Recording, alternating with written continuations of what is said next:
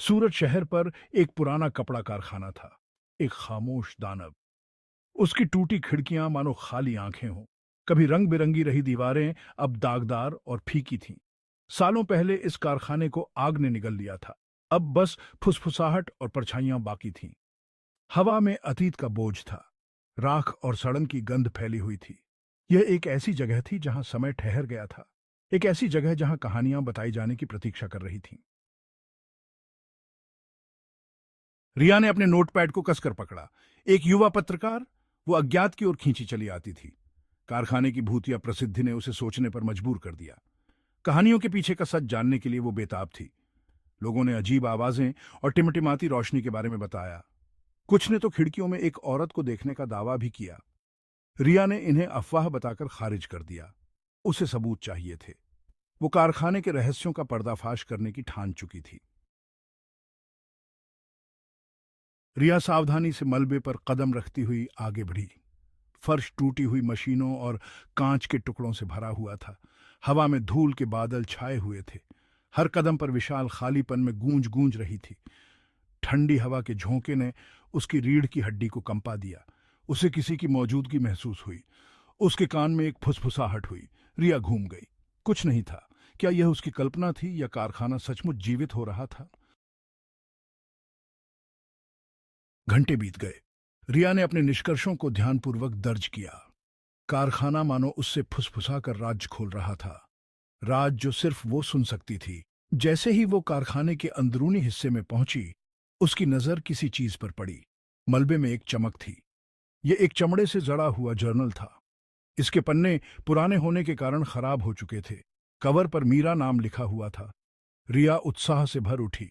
कारखाने के रहस्य को उजागर करने की यह कुंजी हो सकती है।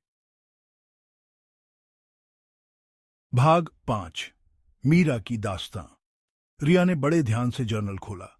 स्याही फीकी पड़ चुकी थी, लेकिन शब्द पढ़े जा सकते थे। हर शब्द एक कहानी कह रहा था। मीरा की कहानी। उसने अपने सपनों, अपनी आकांक्षाओं के बारे में लिखा था। मीरा कारखाने में काम करती थी। उसे डिजाइनिंग का हुनर था। एक ऐसा जुनून जो उसके अंदर आग की तरह धकता था। लेकिन उसकी प्रतिभा से लोग जलते थे। उसके डिजाइन चुरा लिए गए। उसकी आवाज दबा दी गई। मीरा के शब्दों में विश्वासघात और दुख साफ झलकता था।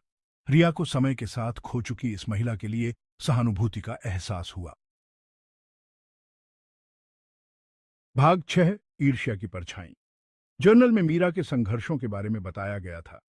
पहचान के लिए उसकी गुहार को नजरअंदाज कर दिया गया। उसकी प्रतिभा का शोषण किया गया। उसका हौसला तोड़ दिया गया। कारखाने के मालिकों को सिर्फ मुनाफे की परवाह थी। वे उसे सिर्फ एक मोहरे की तरह देखते थे। एक मनहूस रात कारखाने में आग लग गई। मीरा फंस गई। मदद के लिए उसकी चीखें अनसुनी रहीं। मालिक अपने कर्मचारियों को उनके हाल पर छोड़कर भाग गए थे। मीरा की कहानी अचानक खत्म हो गई, लेकिन उसका दर्द पन्नों से झलकता रहा। भाग 7।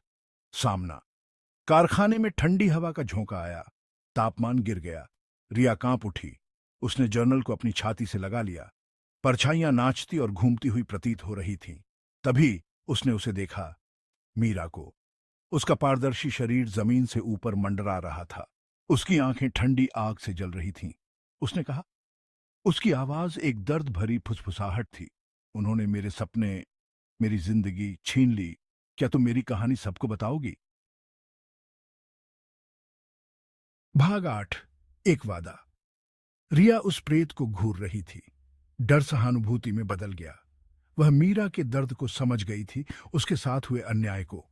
मैं वादा करती हूं, रिया ने कहा। उसकी आवाज कांप तो रही थी, लेकिन दृढ़ थी। मैं तुम्हारी कहानी सबको बताऊंगी।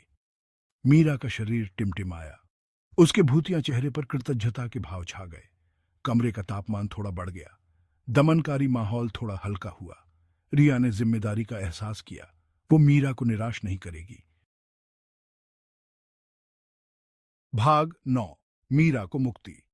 रिया ने हफ्तों पुराने अखबारों में छानबीन की और कारखाने के पुराने कर्मचारियों का इंटरव्यू लिया। उसने आग लगने से पहले की घटनाओं को जोड़कर कहानी तैयार की। उसका लेख लालच, लापरवाही और मीरा के दुखद भाग्य का मार्मिक चित्रण था। लेख आग लगने की बरसी पर प्रकाशित हुआ था। इसने सूरत में तहलका मचा दिया। समुदाय गुस्से में था। उन्होंने मीरा और अन्य पीड़ितों के लिए न्याय की मांग की। कारखाने के मालिकों को आखिरकार जवाबदेह ठहराया गया। भाग 10। आशा का स्मारक। कभी भयावह रहा कारखाना अब बदल चुका था। समुदाय ने एकजुट होकर मलबा साफ किया। उन्होंने इसे ईंट से ईंट मिलाकर एक स्मारक में बदल दिया। यह स्मरण की जगह थी, मीरा और कारखाने की खोई हुई आत्माओं को श्रद्धांजलि। भयानक खामोशी की जगह अब बच्चों की हंसी ने ले ली थी। दमनकारी अंधेरे की जगह अब नए लगाए गए पेड़ों से सूरज की रोशनी की गर्माहट ने ले ली थी। मीरा की कहानी, जिसे कभी दबा दिया गया था, अब हॉल में गूंज रही थी। यह एक याद दिलाता था कि त्रासदी में भी आशा पनप सकती है।